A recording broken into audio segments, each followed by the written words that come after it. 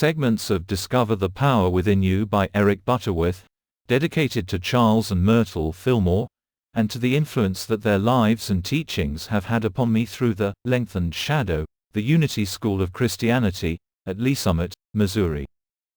Prologue. According to an old Hindu legend, there was a time when all men were gods, but they so abused their divinity that Brahma, the chief god, decided to take it away from men and hide it where they would never again find it. Where to hide it became the big question. When the lesser gods were called in council to consider this question, they said, "We will bury man's divinity deep in the earth." But Brahma said, "No, that will not do, for man will dig deep down into the earth and find it." Then they said, "Well, we will sink his divinity into the deepest ocean." But again Brahma replied, "No, not there, for man will learn to dive into the deepest waters, will search out the ocean bed, and will find it." Then the lesser gods said, "We will take it to the top of the highest mountain and there hide it." But again Brahma replied, "No, for man will eventually climb every high mountain on earth. He will be sure someday to find it and take it up again for himself." Then the lesser gods gave up and concluded, "We do not know where to hide it, for it seems there is no place on earth or in the sea that man will not eventually reach." Then Brahma said, "Here is what we will do with man's divinity. We will hide it deep down in man himself, for he will never think to look for it there." Ever since then, the legend concludes, man has been going up and down the earth, climbing, digging, diving, exploring, searching for something that is already in himself. 2,000 years ago a man named Jesus found it and shared its secret. But in the movement that sprang up in his name, the divinity in man has been the best kept secret of the ages. The Amazing Beatitudes. If we want to know the basic philosophy of a scientist or politician or scholar, it is logical to study his speeches, especially those which are made to fellow members of his own profession. Thus it would seem equally logical, if we want to discover what Jesus really taught, to lay aside for a while the tomes upon tomes of sermons and essays about Jesus, and study the only sermon that Jesus gave that is completely recorded, his immortal Sermon on the Mount. The Sermon on the Mount is a well-detailed, well-organized piece of masterful writing. Matthew, chapters 5-7. Dr. George Lamsa says that he believes Jesus actually had a carefully prepared manuscript for this particular sermon, and this quite likely fell into the hands of Matthew. It is an interesting point, since Matthew is the only writer who records this sermon in its unabridged form. Shorter version appears in Luke 6:17-49, which appears to have been copied from the Matthew version. The sermon proper is introduced by an 8-verse prose poem that has been called the Beatitudes, which is a general summation of the whole religion of Jesus. He does not commence by saying, "You must do this," or "Thou shalt not do that."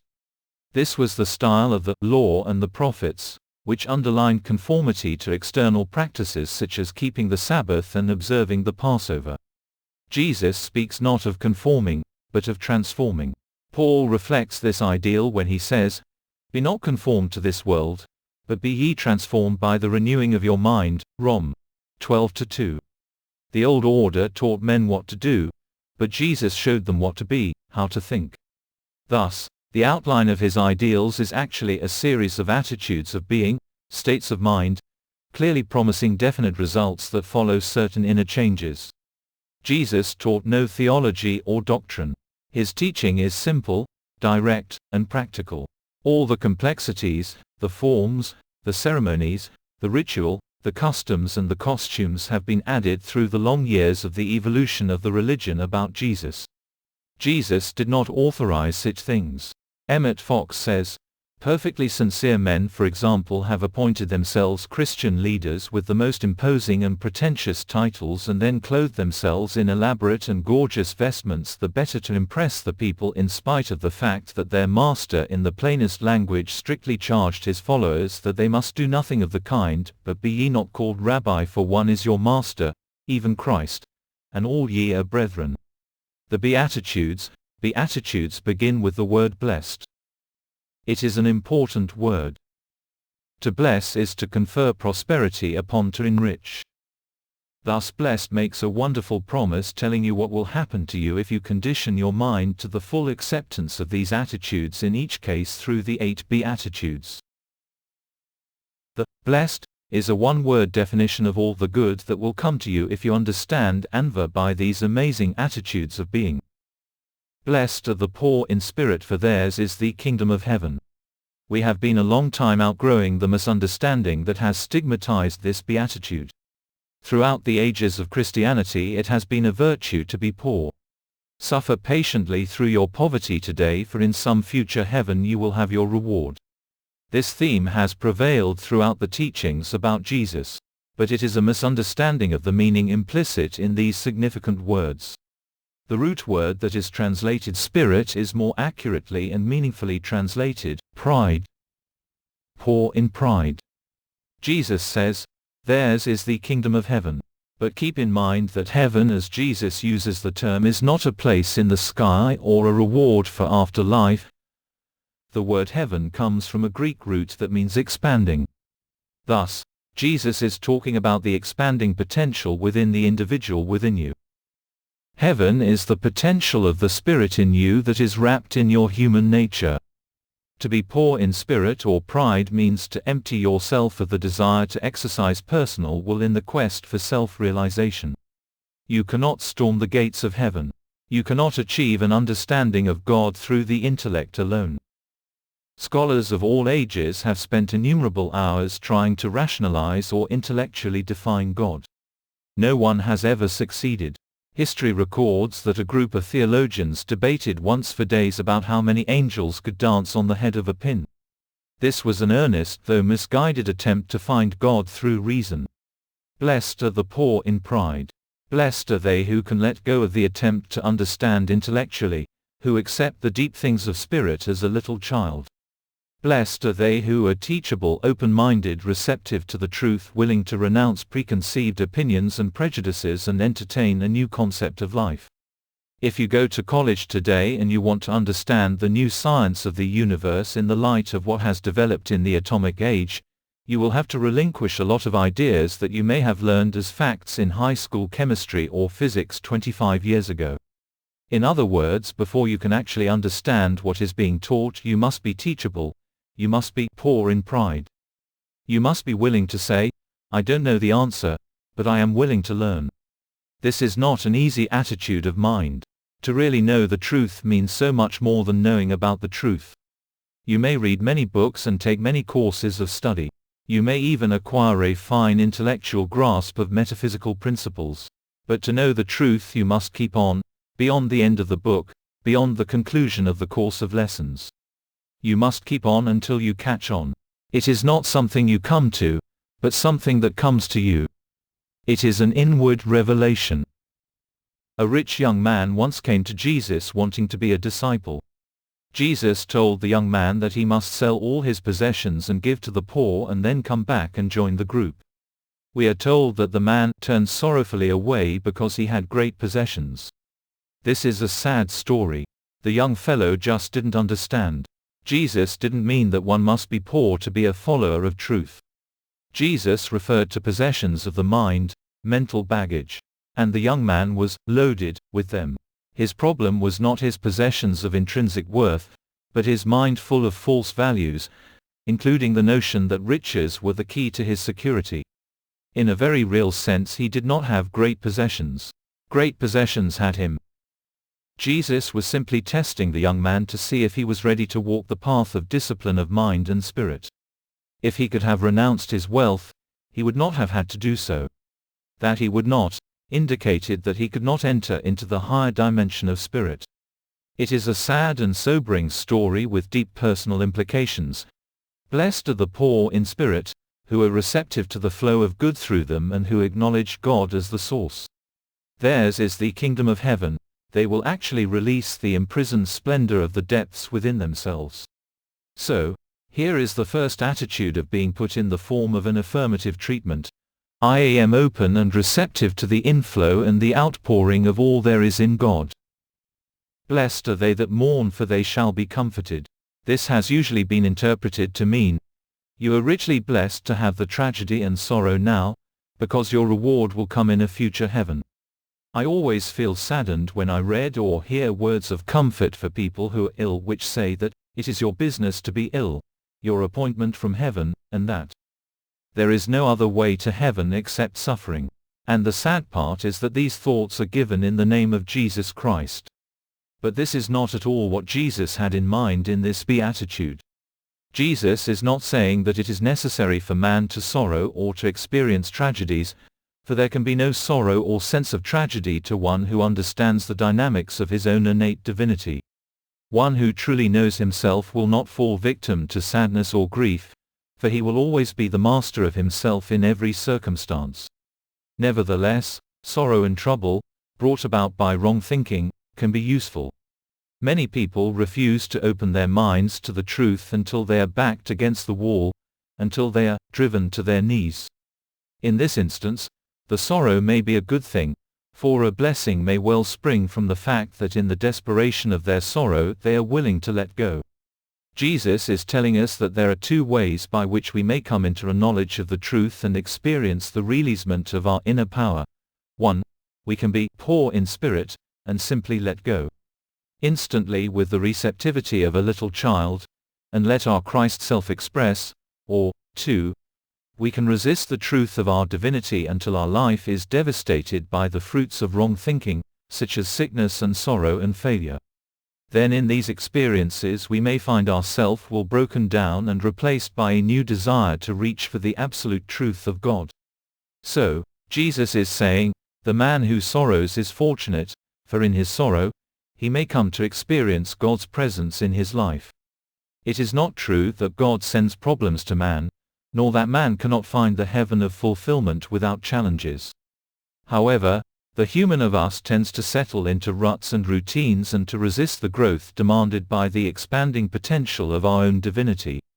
Thus, it may well be that when some great problem comes to us, it is a fortuitous blessing because it leads us to stir up the gift of God within. So, the second attitude of being put in the form of a treatment is this: I am grateful for challenges that lead me beyond my extremity to God's opportunity.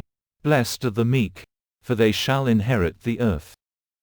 Considered from the human standpoint, this statement, or promise, is ridiculous. It is most certainly the aggressive and not the meek who inherit and possess the earth. In fact, the average individual has many discouraging moments when he broods on the great injustices of life, because they always seem to get the breaks. Some have thought that Jesus is talking about a future millennium when these things would come to pass, when the quiet and the timid will have the upper hand, and the aggressive and overbearing will be rendered impotent. However, Jesus insisted that the kingdom of heaven is at hand. His teachings always dealt with the now of experience. Actually, Jesus is not talking about meekness as an approach to people. He is referring to an attitude toward God. Jesus was meek toward God. He knew that, I of myself can do nothing. He recognized that he was just a simple carpenter's son who had found his spiritual unity with God, and in this discovery he had tapped the secrets of the universe. But he knew that the miracle-working power that was now his came not to him but through him. As long as he was in tune, he could do all things. The great tenor, Roland Hayes, always used to pause for a moment of quiet with eyes closed when he faced his audience for the first time in a concert.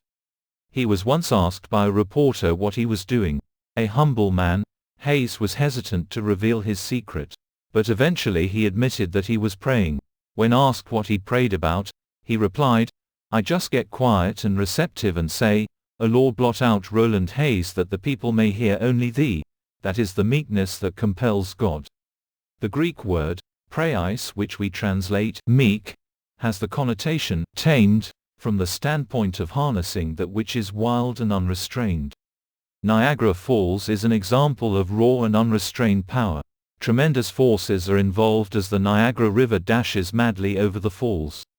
This vast energy was wasted for millions of years until we built several large power plants to harness the power for electricity.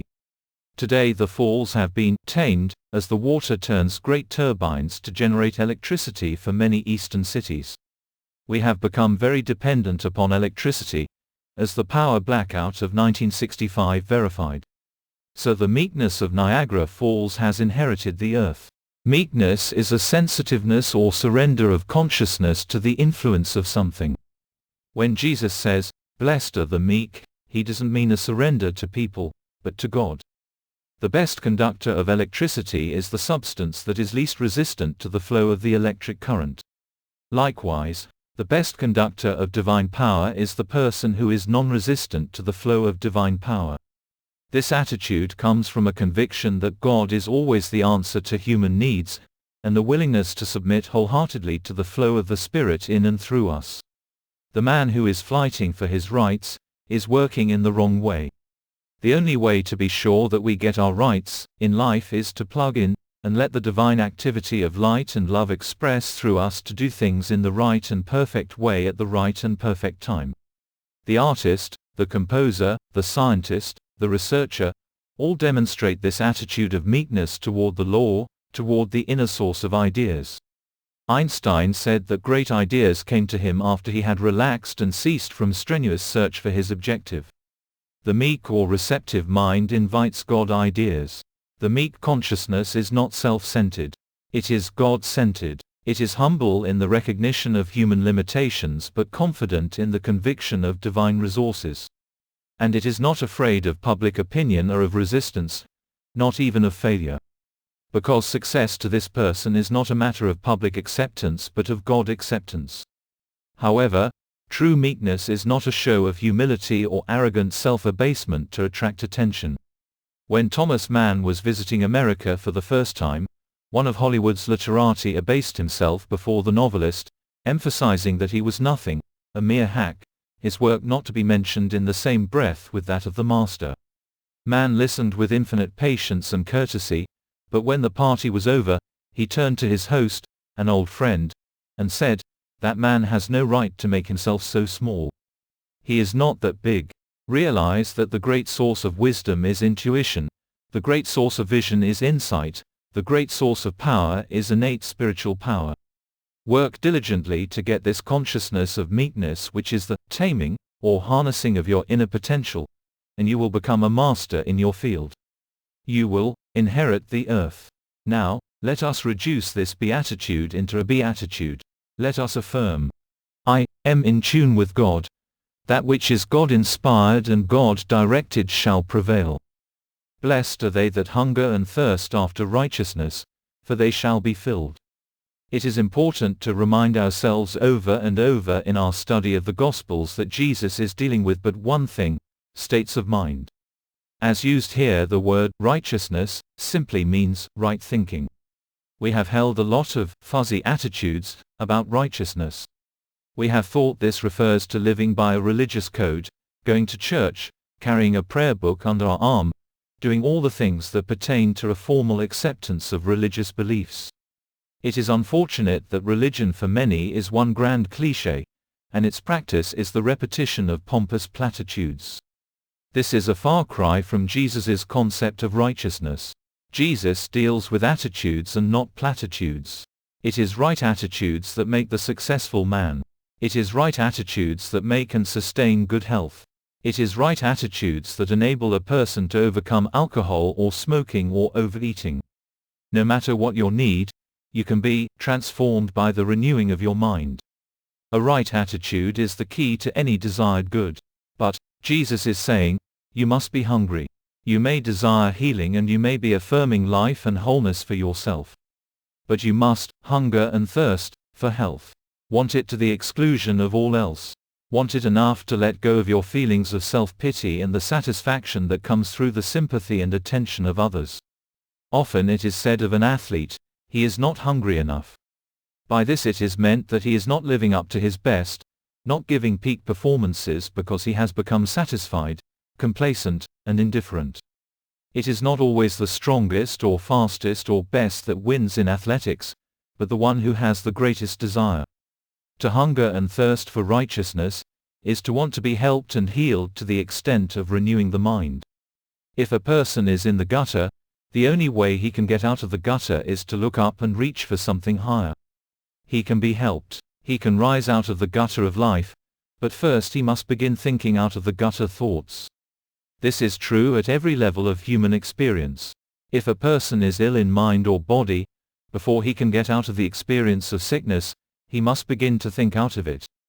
He must look up. He must entertain the possibility of something different in his life.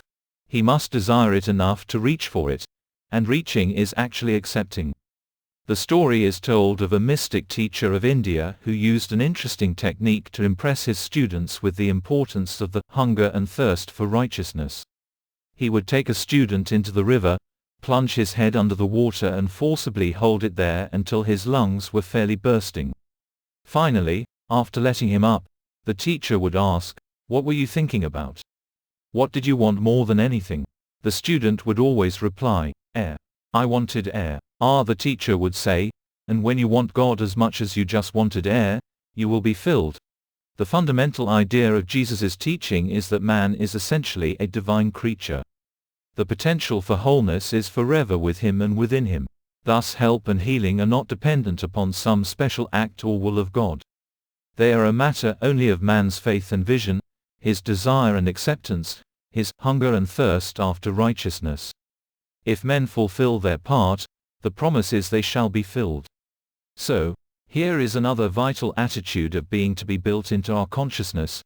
I seek with all my mind and heart, and I shall find. Blessed are the merciful, for they shall obtain mercy.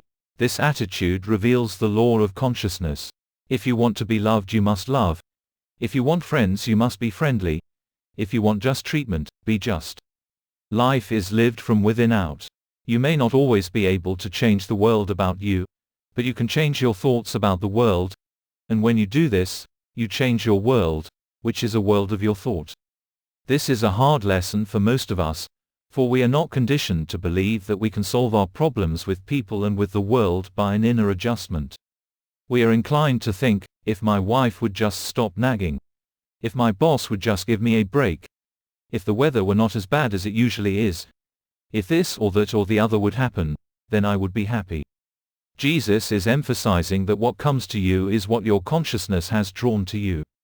You may not like what you see in your world, but it is your attitudes and reactions that have been the attracting force. You can change the pattern of attraction and change your world.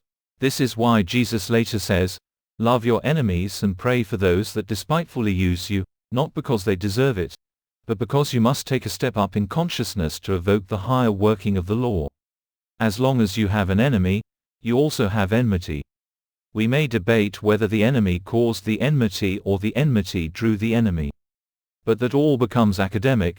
If you want freedom enough to take the first step, neutralize the mental pattern of enmity within yourself. When you have no enmity, you have no enemies, as far as you are concerned. Often, through a sense of insufficiency as a person, we form our attitudes after we have appraised our world. Thus we say, "There is danger before me, so I am afraid. People are staring at me, so I am self-conscious. People seem to be slighting me, so I am hurt. They say we are in for an economic recession, so I am worried." This is a common but completely unrealistic approach to life. Decide the kind of world you want to experience, the kind of friends you want to have, the success you want to achieve, and the kind of conditions you would like to see manifest in your home, your neighborhood, your office, and begin to think the kind of thoughts that will draw them to you by the irresistible force of consciousness.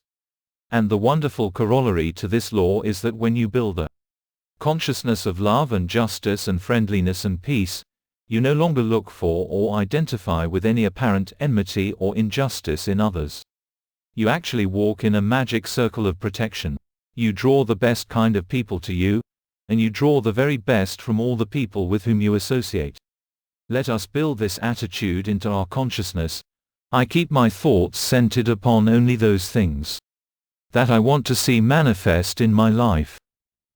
Blessed are the pure in heart, for they shall see God. On the human level, man's contact with the world about him is through the senses, predominantly through sight. On this level, he sees good and he sees evil, and life is a precarious experience. But life is whole, even though man sees only part. Thus Jesus says, "Judge not according to appearance, but judge righteous judgment. Don't let the apparent block the real. He is saying, the human man will defend his appraisal of the facts of life. Things are as they are and there is nothing I can do about them, he will say. However, what the eyes report is determined by what the mind believes. Shakespeare reflects this concept when he says that there is nothing either good or bad, but thinking makes it so. This beatitude suggests the tremendous insight that will be yours when you develop an inward purity of thought. Lift up your eyes, and get your thoughts centered on the good, the true, and the beautiful, and you will see God. This requires discipline of thought, for one does not easily see beauty in ugliness, life in sickness, or abundance in poverty. To lift up your eyes means to turn from the part to the whole, from the faulty projection to the image being projected, from the incorrect addition to the mathematical principle. We have a paradox. We are told, "No man hath seen God at any time," John chapter 1 verse 18, and yet here we are promised that the pure in heart shall see God. The answer is really quite simple, but we should not take it lightly because an error is quite common. You cannot see God with the human eyes in the sense of locating him in a place, manifesting as a form. God is not to be seen with the physical eyes, for God is a whole of which man is a part.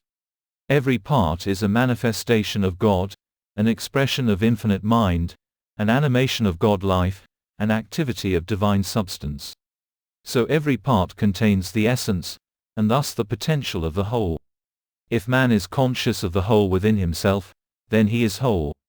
It was in this consciousness that Jesus declared, "He that hath seen me, hath seen the Father." When man learns to see in God consciousness, then he sees beyond appearances to the innate potential of all that appears. Righteous judgment is seeing from God consciousness.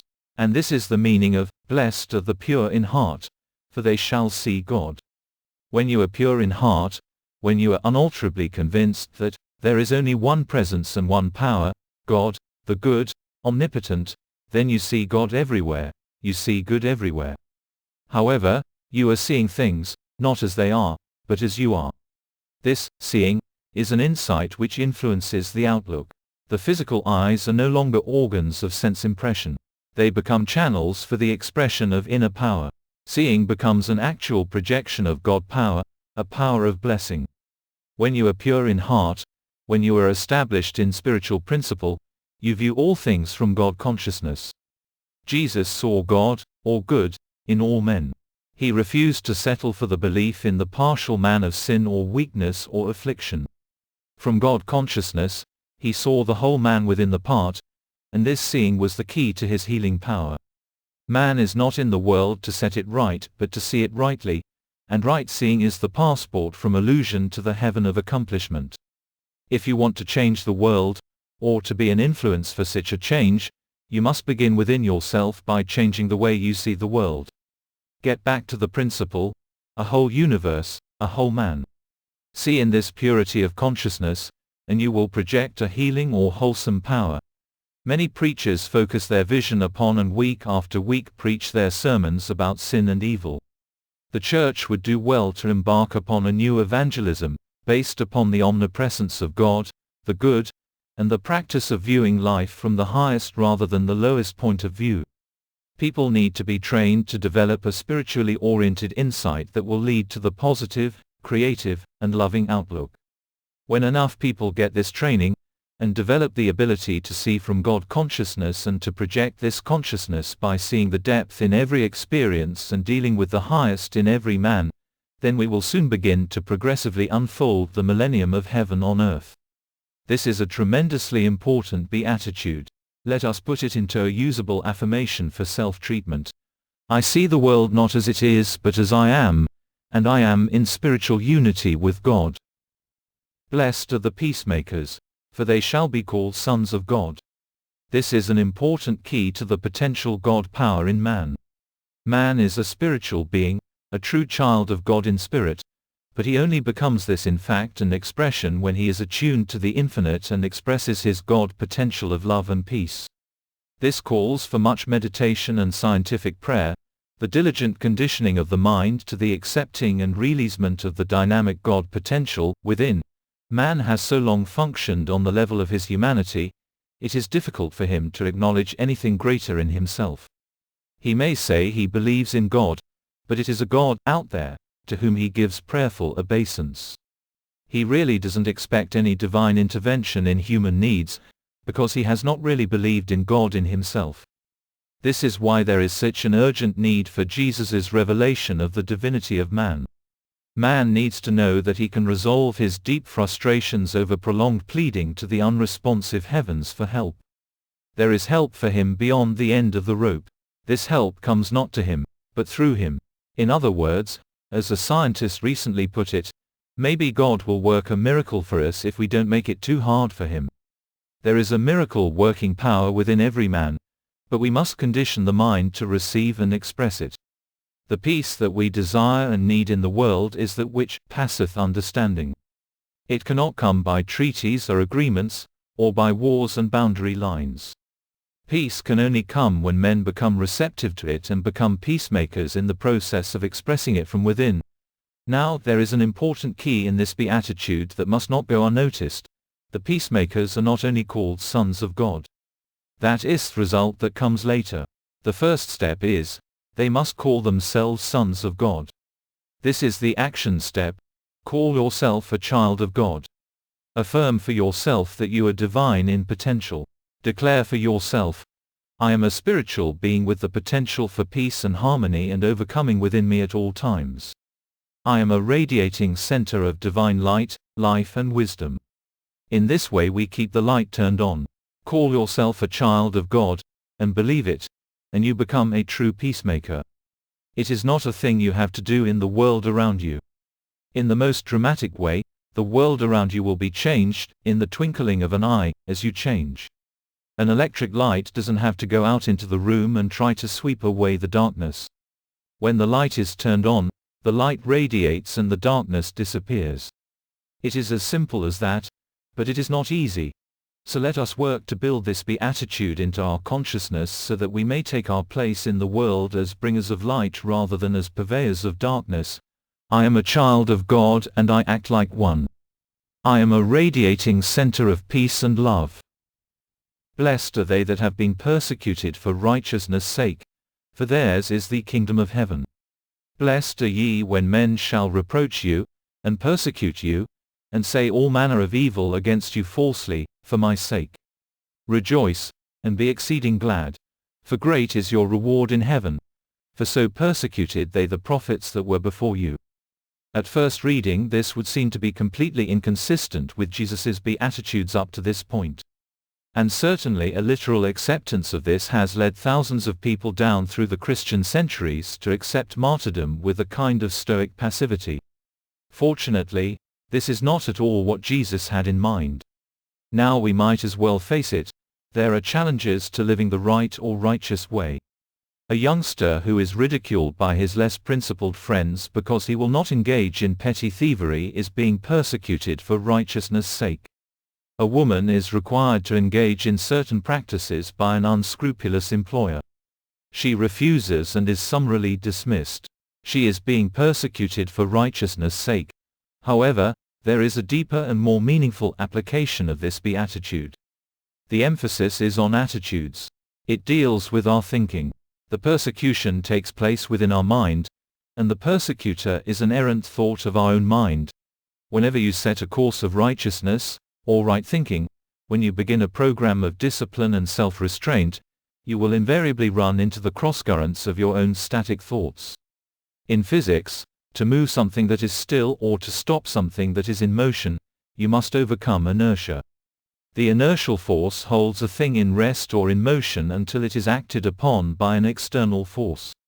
There is a kind of mental inertia that resists any change.